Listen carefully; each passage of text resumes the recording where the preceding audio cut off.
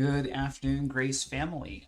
It's been a little while since I've done the Daily Moment in the Word, so I'm looking to do it consistently this week. Last week was filled with a lot of counseling sessions and meeting with individuals, so I was just all over the place. Looking to have a little bit more consistency this week. Still got a lot of meetings, but looking forward to setting some time each day just to go through probably Holy Week starting after today. So we'll finish Ecclesiastes today, and then we're going to begin working on Holy Week and talking about the events leading up to ultimately what we're going to celebrate and do on Good Friday. So, Ecclesiastes chapter 12, finishing up the book. Let's take a look at what the Koheleth, the preacher, has to say. Starting in chapter 12, verse 1. Remember also the Creator, your Creator, in the days of your youth, before the evil days come and the years draw near, to which you will say, I have no pleasure in them.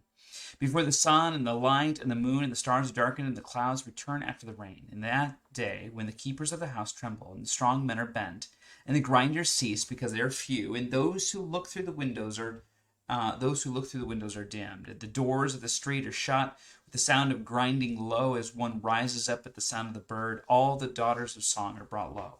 They are afraid also of what is high. Terror is in the way. The almond tree blossoms, the grasshopper drags itself along, and desire fails because man is going to his eternal home.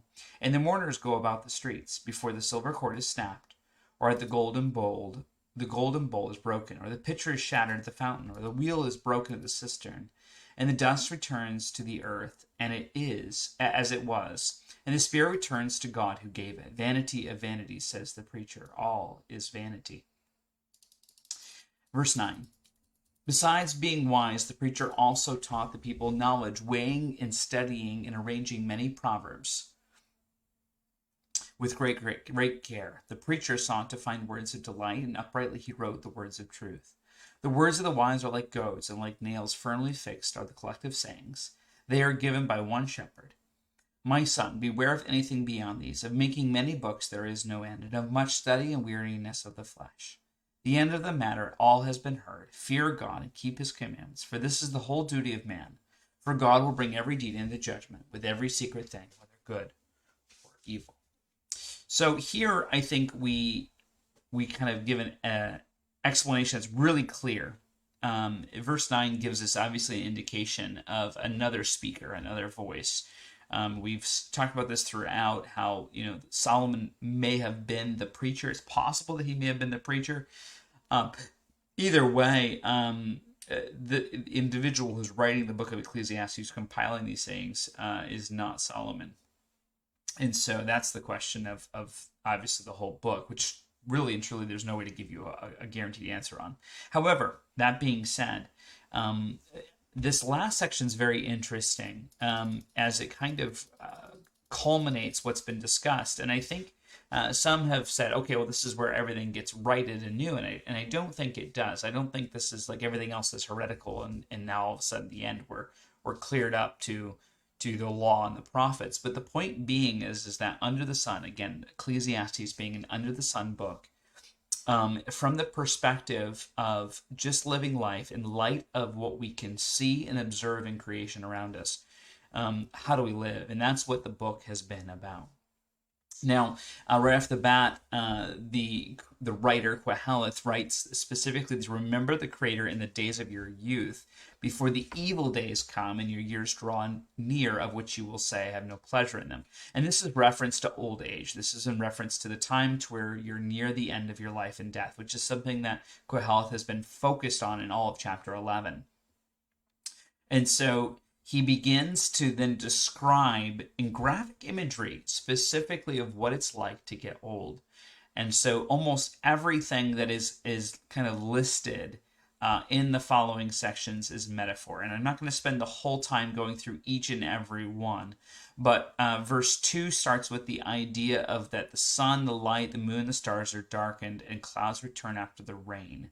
And the idea of that you're used to seeing things, but now they don't seem as bright. Things don't seem as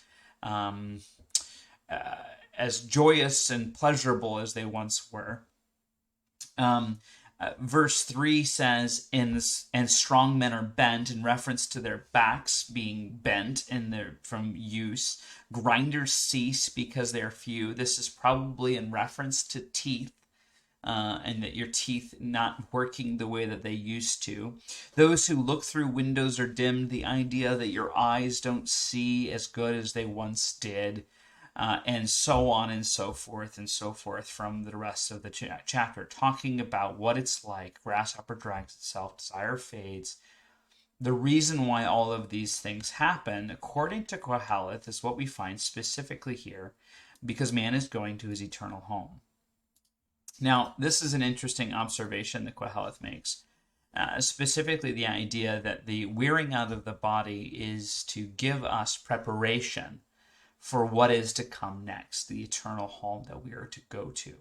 And so that's an interesting perspective that Koheleth makes. Again, this is the idea, the mourners are going about in the streets, and then he uses some imagery for death. Both the silver cord being snapped, golden bowls being broken, all of those kind of things. This is the idea of life being at its end, the wheel broken at the cistern, the dust returning to the earth as it was.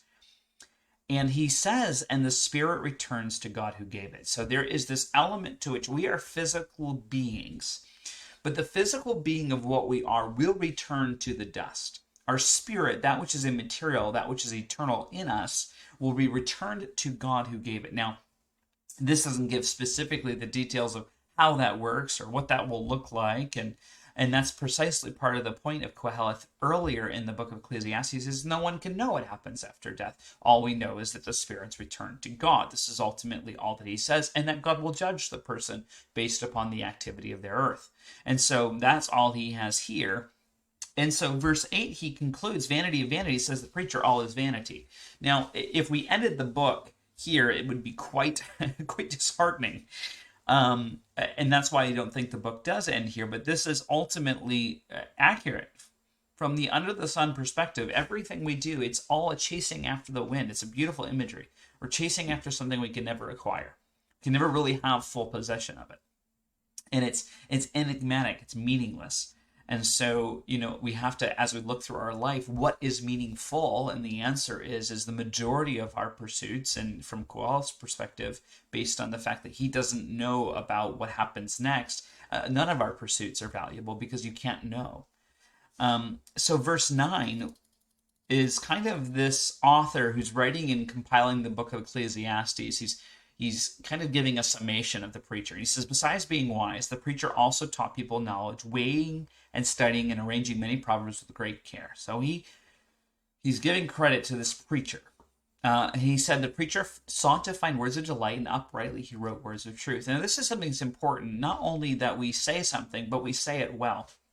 And one of the things that takes good preachers, not myself, but good preachers, so much time to develop their sermons is because not only are they thinking of specifically the content, and they're not only just thinking about what is true and providing good factual information, but they're also saying it in a way that really is delightful to hear and kind of penetrates our ears so that we might be able to hear. And so that's what the preacher was good at. He was good at declaring words in a way that we're able to actually hear it. And so verse 11, it says this, the words of the wise are like goads. Remember, a goad is a sharp stick that's poked at something in order to get it to move, specifically livestock, get it to do an action. So the words of the wise are like that to us. They're like nails firmly fixed. There's something you can't uphold or remove, and are the collective sayings, and they are given by one shepherd. We could go into the context here of one shepherd, I think in the context of one wise person. Certainly this could be in reference to God, but that's not necessarily guaranteed. Verse 12 says, again, this is the book written again to my son. The person is writing to the son to give him some information about how to live. And so he says, my son, beware of anything beyond these. Of making many books there is no end, and in much study is weariness of the flesh. So the preacher talks about that before. The pursuing after knowledge to a certain extent results in weariness. However, verse 13, listen to how this person sums up everything that the preacher has said and the wisdom that he provides on to his son. He says, the end of the matter has all been heard. You've heard it all from the very beginning of the story, where he pursues wisdom for all of it to no avail, pursues foolishness to no avail, pursues every potential indulgement of the flesh, whether it's food, whether it's relationships, whether it's lust and sexual relationships, whether it's gain of financial plenty, and all of those things, pursuing every possible thing that we could desire, wisdom and great wealth, and also not even that, but some pride from a job well done, and vast amounts of things accomplished. All of those things, have been heard. Here is the end of the matter. Here is ultimately what our meaning has to be, because all of the rest of that is a vanity. This is the meaning. The meaning of it all is to fear God, to keep his commandments, for that is the duty of man. That's the whole duty. That's what we're all supposed to do. We're supposed to fear God, keep his commandments. That is the duty of man. That is your duty. That is my duty. Verse 14, here's why. Here's the why. For God will bring every deed into judgment, and with every secret thing, whether good or evil. The reality is just like what we see in the New Testament, that Kohelet understands, and the narrator here who's speaking about the writings of Kohelet understands, that God is going to bring every deed into judgment. And the things that are secret, and things that no one else knows, that we know, but no one else knows, God knows, and he is going to bring those things into judgment. And we will have to face God in the end for those actions.